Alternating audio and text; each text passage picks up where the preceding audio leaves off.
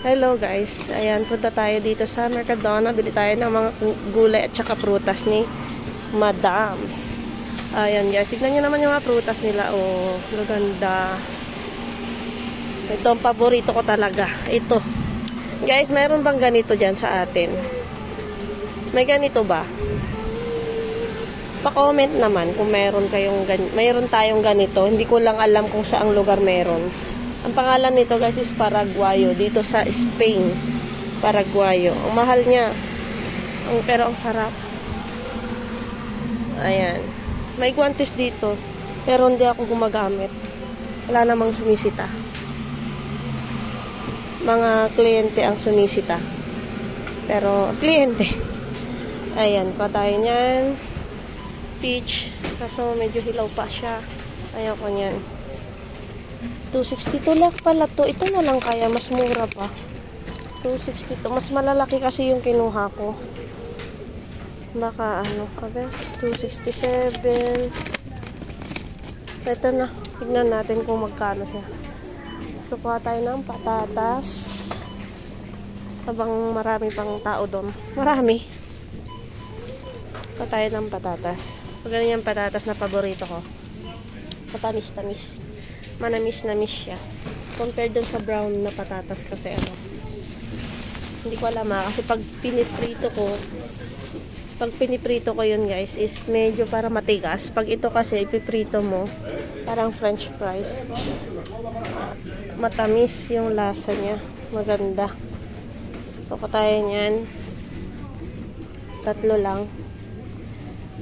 2 na pang patatas fritas tapos 1 pang pure. Pure ng gulay. Pure de kalabasa. Lemon, patay din. Kahit, wag na, meron pa ata sa bahay. Yung importante lang muna ngayon. So, may mangga dun sa bahay. Kuha tayo ng pears. Gusto na ito, pears. Guys, ang tamis ng peras na to. May ganito ba sa atin? Hindi naman sa minamalit ko yung mga prutas natin diyan sa atin ha. Pero real talk lang. Ang tamis ng peras na to dito. 'Di ba yung peras natin diyan parang ano, malabnaw yung kulay, parang maganda yung kulay. Parang napakasarap niya pero ang tabang. Ito matamis. Pili tayo ng gandang klase. Ganito lang yung itsura niya guys, pero sa totoo lang masarap siya. Ayan. Peras, patatas. Tapos kuha tayo ng mangga. Ay, mangga. Ang tawag doon. Ito, apple. Ito guys, ang masustansya. Green apple. Kuha tayo ng 2. Ay, hindi. Nasira na kasi yung blender ko para sa prutas niya.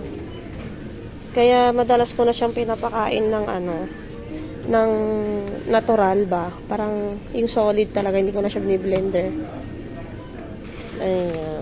So, meron na tayong alam nyo guys, kaya pa konti-konti ako bumibili ng prutas kasi kapag minsan lumalabas kami, hindi naman nakakain everyday yung prutas. Kaya parang mabilis din siyang mabulok.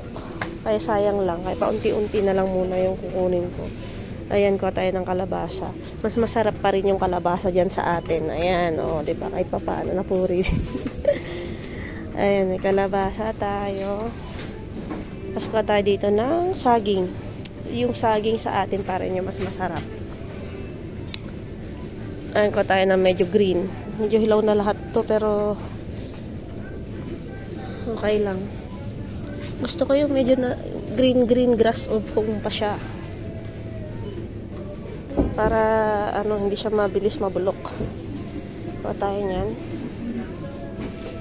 Tingnan pa tayo iba. Dito tayo sa kabila. Dito pala yung mga green. So, dito. Ay, sorry. Nabanggo ko si Manang. Parang iba to ah. Hindi ito Canaria. Canarias nga. Canarias siya. Ito guys, ang sarap. Oh my my God.